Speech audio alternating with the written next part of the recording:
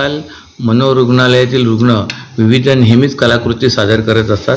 यंदा रक्षाबंधनानिमित्त त्यांनी राख्या बनवल्यात, काय सांगाल? जसं तुम्ही सांगितलं म्हणून अगदी बरोबर आहे. मनोरुग्णालयात आपण सर्व प्रकारचे सण सर्व धर्माचे साजरे करत असतो. विविध नॅशनल डेज पण साजरे करत असतो. त्याप्रमाणे त्याच अनुषंगाने रक्षाबंधनसुद्धा आपला हिंदू धर्माचा महत्त्वाचा सण आहे. तो सुद्धा आम्ही मोठ्या प्रमाणात साजरा करत असतो. 50 ते 60 मनोरुग्ण आमचे, विशेष करून महिला मनोरुग्ण हे एक महिना अगोदर तयारी सुरू करतात. बाजारातून कच्चा माल आणला जातो आणि त्यानंतर ते विविध प्रकारच्या अतिशय सुंदर आणि रेखीव राख्या बनवल्या जातात. 1000 ते 1200 राख्या बनवलेल्या आहेत आत्तापर्यंत. आणि त्याचा प्रथम उद्देश असा आहे की आमच्या मनोरुग्णात जे पुरुष रुग्ण आहेत त्यांना रक्षाबंधन सणानिमित्त तो साजरा करण्यासाठी रक्षाबंधन राखी बांधून साजरा केला जातो, जेणेकरून त्यांना वाटू नये की आपण कुटुंबात आपल्या राहत नाही आहे, कौटुंबिकसारखं वातावरण निर्माण होतं. आणि दुसरी गोष्ट म्हणजे बरे झालेले रुग्ण आहेत ते अधिक बरे, मानसिक आजारातून बरे व्हावे, त्यांची एकाग्रता वाढावी आणि कलाकौशल्य वाढावं हा एक उद्देश असतो.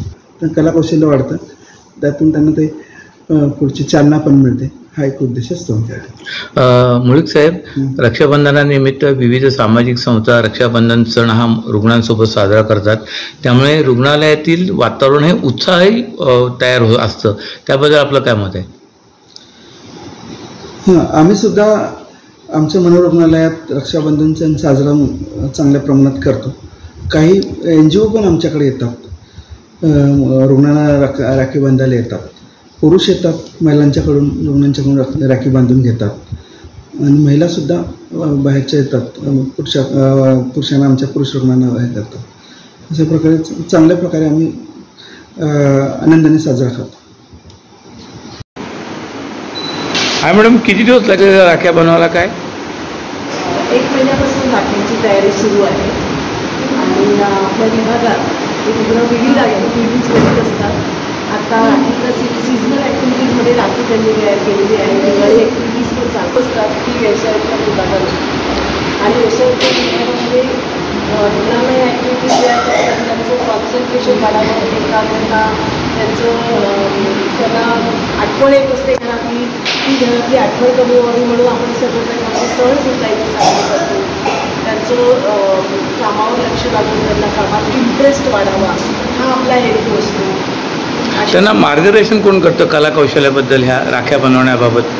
व्यवसायाच्या तज्ज्ञ त्या विभागामध्ये आहेत, ते आम्ही सर्वजण त्या पेशंटला बघतो, त्यांना काउन्सिलिंग करतो, त्यानंतर त्याला कुठली ॲक्टिव्हिटी करता येईल ठरवतो आणि मग आमच्या ट्रेनर ते आणि परिचय यांच्याकडून ते करून देतात.